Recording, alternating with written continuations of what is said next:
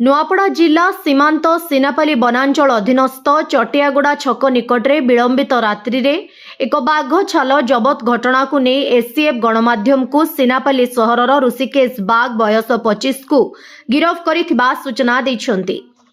सूचना अनुसार ऋषिकेश बाघ एक कलरा पतरिया बाघ छाल को धरी निज ग्राम सिनापाली को आसुथबा बेले कौनसी सूत्ररू खबर पाई खड़ियाल वन विभाग एससीएफ मोहम्मद सलिहांक नेतृत्व में सिनापाली वनांचल अधिकारी कामेश्वर तांडी समेत वनपाल और अन्यान्य कर्मचारी आगरू छक्की बसी ऋषिकेश को बाघ छाल सहित धरिथिले।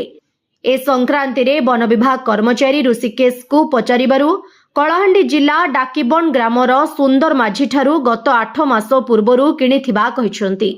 एही घटना रे आसामी धरा पड़िथिले मध्य एमिति वन्य जंतुंक सुरक्षा को नहीं प्रश्न उठुथबा बेले ए घटनार चेर केते दूर लंबिछि ताहा जानिबा पई जनसाधारणक मनरे असंतोष प्रकाश पाउछि। वन्य जंतु संरक्षण को नहीं वन विभाग कर्मचारी सबु बेले तत्परता देखाई काम कले वन्य जंतु सुरक्षा रही पारिबो बोली बुद्धिजीवी महल रे प्रकाश पाइछि। प्रकाश थाउ कि आसामी को गिरफ करी आज कोर्ट चालान करा जायछि। 25 तारीख संध्या रे आम खबर पाई स्टाफ नहीं कि आम आसलु चटियागुड़ा ग्राम पाखरे विजु एक्सप्रेस वे रे गोटे बाघ छाल जन लोक बिक्री करिवार थिला ता नाम होची ऋषिकेश बाघ किंतु अंधार सुजोग नहीं से आमको बोधे आगु जानी पारला आ दौड़ी के पड़ेला तापर आम निजे इन्वेस्टिगेशन कला परे ता नाम आम जानिबा पाइलु।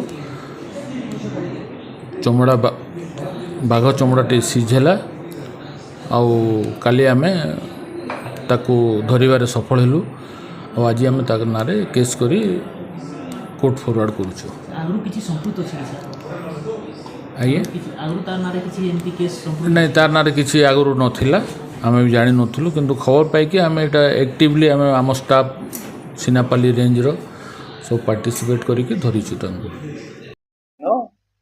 राति 9टा रु 10टा भितर सिनापाली तहसील रो चटियागुड़ा गाँ पाखे विजु एक्सप्रेस वे रे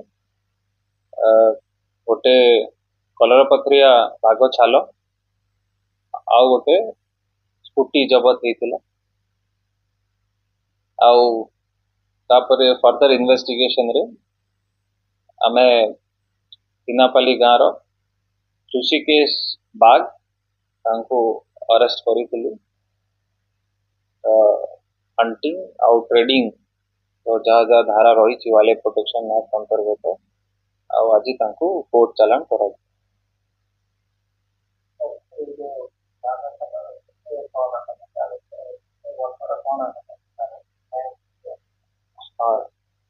सो जहाँ लेंथ रही सेटा around 180 centimetre head to tail आउ जदि सेटा हमें चार्ट रे देखिबा ताले सब अडल्ट बढ़िया लागुची। एबे तारो ताकू फोरेंसिक एग्जामिनेशन पे पठा जीवो तारो तापर ही डिटेल जना पड़िबो कि कोन तारो से जो लेपर्ड मरीची तारो डिटेल तापर आमे जानि परिबो। एबे पर्यंत जन को अरेस्ट करा जायछि। इन्वेस्टिगेशन एबे भी चली छी आमे बाहर करबा को चेष्टा करू कि कोठू से हंटिंग ता हेतिला आउ जहाँ जेमती जना पड़िबो आपन को आमे जणाइबो। सब एडिटर ऑल ओडिशा रो जगन्नाथ सागर को रिपोर्ट ओडिशा हाइलाइट समाचार। खबर दुनिया रे जोड़ी हेबा पई सब्सक्राइब करंतु ओडिशा हाइलाइट समाचार को आउ दबे दियंतु बेल आइकन को सर्वप्रथमे खबर पाइबा पई।